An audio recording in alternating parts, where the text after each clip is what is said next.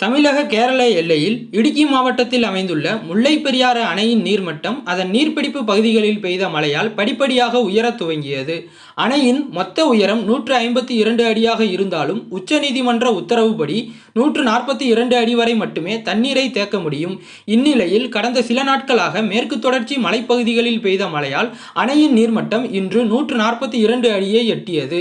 அணையின் நீர்மட்டத்தை 142 அடியில் நிலைநிறுத்தும் வகையில் நீர்வரத்தை பொறுத்து மதகுகள் வழியாக கேரளாவிற்கு தண்ணீர் திறக்கப்படக்கூடும் என்பதால் அங்குள்ள உப்புத்தரா, வல்லக்கடவு, வண்டிப்பெரியார், சப்பாத்து உள்ளிட்ட முல்லைப் பெரியாற்றின் கரையோர மக்களுக்கு தமிழக நீர்வளத்துறையினர் இறுதி வெள்ள அபாய எச்சரிக்கை விடுத்துள்ளனர்.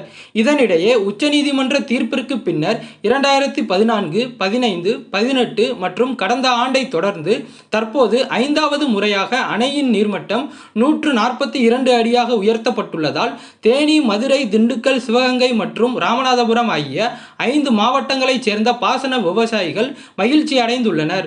மேலும் அணையில் 152 அடி வரை தண்ணீரை தேக்க நடவடிக்கைகள் மேற்கொள்ள வேண்டும் எனவும் அரசுக்கு கோரிக்கை விடுத்துள்ளனர்.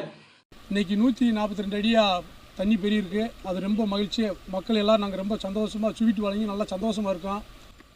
பேபியான பலப்படுத்திட்டு 152 அடி ஆக்கணும்னு உச்சநீதிமன்ற தீர்ப்பு சொல்லிட்டு இது வரைக்கும் அந்த நடவடிக்கை நடக்கலை. இதை மத்திய அரசு, மாநில அரசு இணைஞ்சு செயல்பட்டால் மட்டும்தான் இதை 152 அடி ஆக்க முடியும்.